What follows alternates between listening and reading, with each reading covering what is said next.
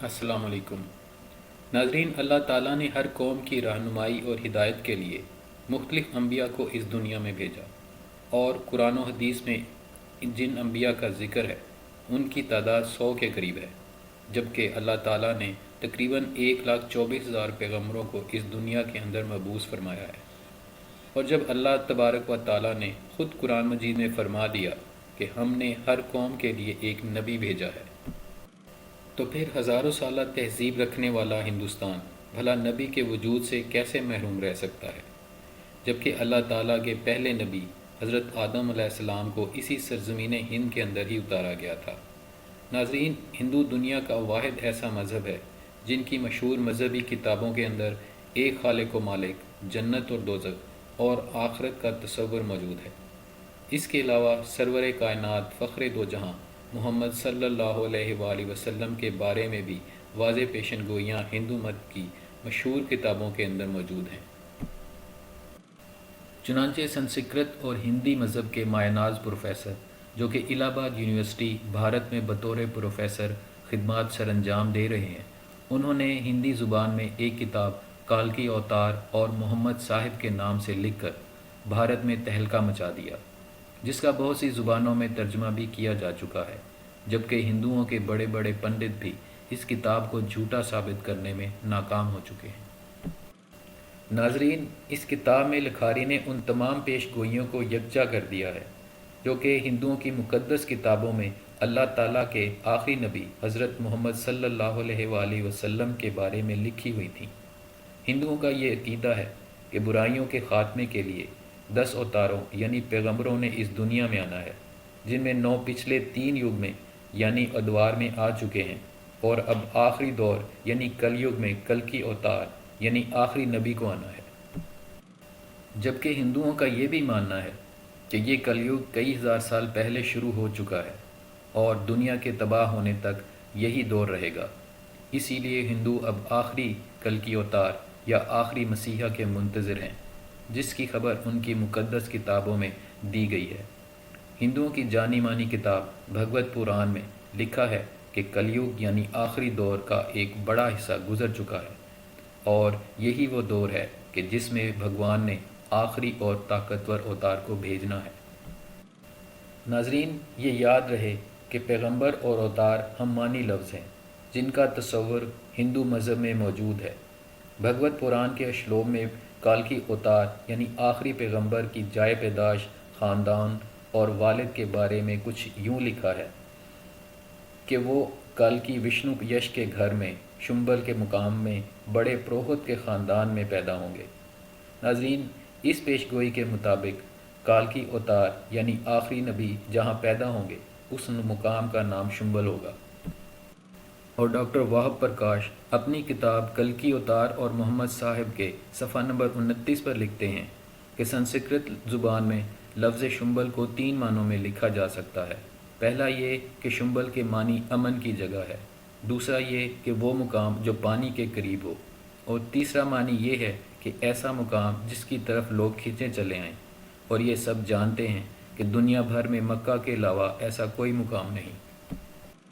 اس پیش گوئی میں دوسری بات یہ لکھی گئی ہے کہ کلکی اوتار اس شہر کے بڑے پروہت کے گھر میں پیدا ہوں گے۔ یہ ایک معروف حقیقت ہے کہ نبی کریم صلی اللہ علیہ وآلہ وسلم کے دادا جناب عبد المطلب قریش مکہ کے سردار اور بیت اللہ کے متولی تھے۔ زیر نظر پیش گوئی میں کلکی اوتار یعنی آخری نبی کے والد کا نام وشنو یش لکھا گیا ہے، اور وشنو یش کی تعریف ہندو کی مقدس کتاب رگ وید میں اس طرح سے بیان کی گئی ہے کہ وشنو خدا کا نام ہے،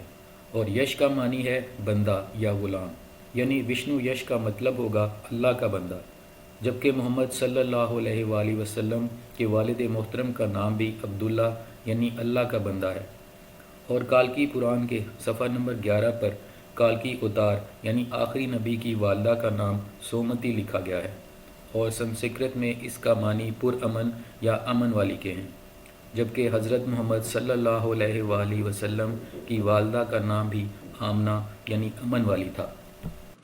اسی طرح کلکی پران میں کلکی اوتار یعنی آخری نبی کی تاریخ پیدائش کا یوں ذکر ہے کہ وہ جان مہینے مدو کی 12 تاریخ کو پیدا ہوں گے۔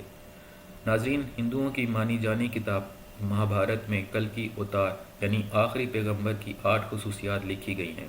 یعنی کلکی اوتار کے اندر یہ خصوصیات کوٹ کوٹ کر بھری ہوں گی۔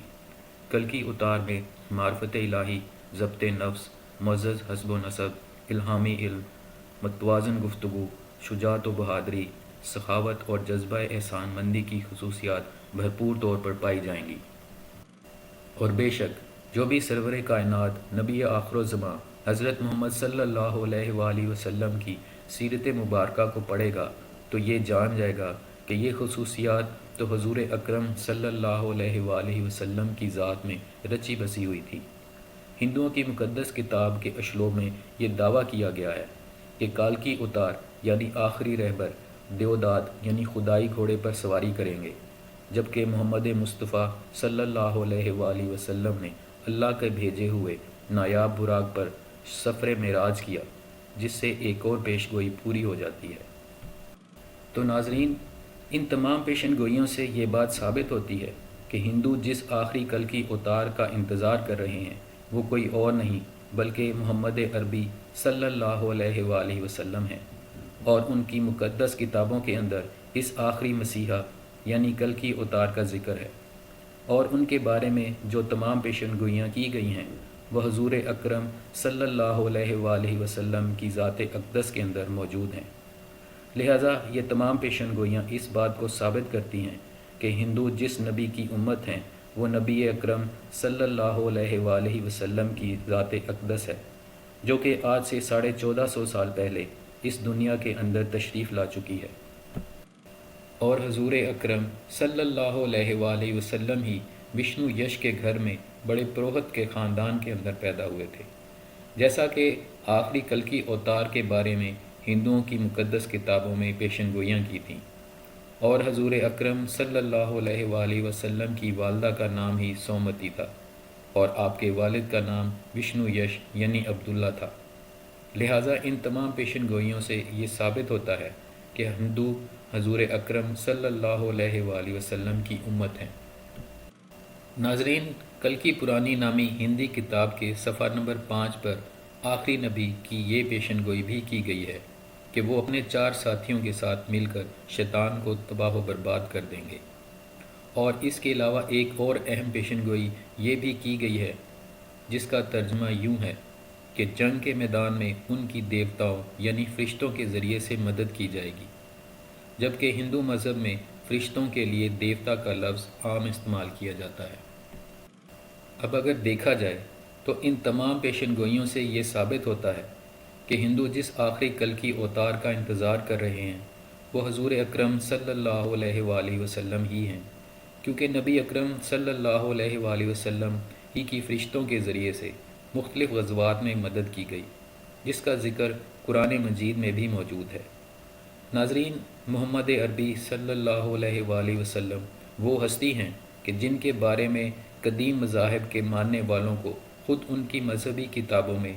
کھلی خوشخبریاں اور پوری انسانیت کے لیے مسلمہ لیڈر کی حیثیت سے تسلیم کرنے کی واضح طور پر ہدایات دی جا چکی ہیں،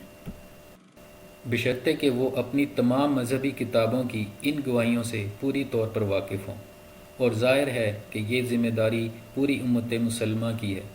جسے قرآن کے ذریعے اٹھایا ہی اس لیے گیا ہے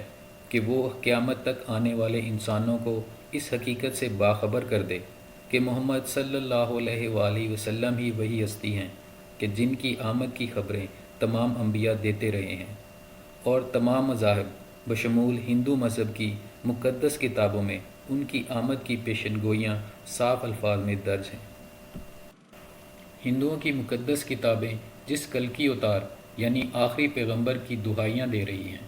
وہ کوئی اور نہیں بلکہ محمد عربی صلی اللہ علیہ وآلہ وسلم ہیں، جن کی آمد کے بعد اب کسی نبی، رسول اور رہبر کو کبھی بھی نہیں آنا۔ لہٰذا ہندوؤں کی مقدس کتابوں سے یہ ثابت ہو رہا ہے کہ ہندو آخری نبی حضرت محمد صلی اللہ علیہ وآلہ وسلم کی امت ہیں، اور اب نجات اسی میں ہے کہ نبی آخر الزماں حضرت محمد صلی اللہ علیہ وآلہ وسلم اور ان کے پیغام کو دل و جان سے مان لیا جائے۔ ناظرین، آپ کو یہ بھی بتاتے چلیں کہ تمام انسان بشمول ہنود اور یہود کے حضور اکرم صلی اللہ علیہ وآلہ وسلم کی امت کے ہی اندر داخل ہیں، البتہ جنہوں نے حضور نبی کریم صلی اللہ علیہ وآلہ وسلم کو نبی مان کر آپ کی باتوں کی تصدیق کی اور کلمہ طیبہ کا اقرار کیا، تو ایسے لوگ حضور اکرم صلی اللہ علیہ وآلہ وسلم کی امت اجابت کہلاتے ہیں، اور جنہوں نے آپ صلی اللہ علیہ وآلہ وسلم کو نبی نہ مان کر آپ کی باتوں اور کلمے سے انکار کیا،